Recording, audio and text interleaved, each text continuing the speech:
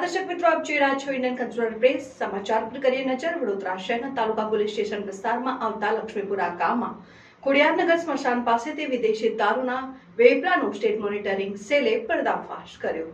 વડોદરા શહેરના તાલુકા police station વિસ્તારમાં આવતા લક્ષ્મીપુરા ગામમાં ખોડિયારનગર સ્મશાન પાસેથી વિદેશી દારૂના વેપલાનો સ્ટેટ મોનિટરિંગ સેલે પર્દાફાશ કર્યો। સ્થળ ઉપરથી એસએમસી દ્વારા ભારતીય બનાવટનો વિદેશી દારૂ સાથે 8 શખ્સને ઝડપી પાડ્યા છે અને આરોપીઓને તાલુકા પોલીસને સોંપીને વધુ તપાસ શરૂ કરી છે।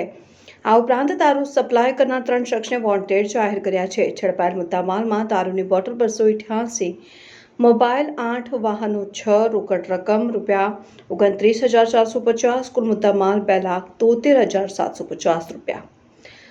ઝડપાયેલ આરોપીમાં હિતેશ ઠાકોરભાઈ માળી, મેહુલ જયેન્દ્રભાઈ ગોહિલ, વિક્રમ રસિકભાઈ વાઘેલા, ઉમેશ કુમાર સુરેશભાઈ પટેલ, અજય ભીખાભાઈ સોલંકી, અજય પૂનમભાઈ માળી, વિજય રમેશભાઈ માળી અને વોન્ટેડમાં રાજુ વાઘેલા, દર્શન માળી, રણજીત છત્રસિંહ ગોહિલ।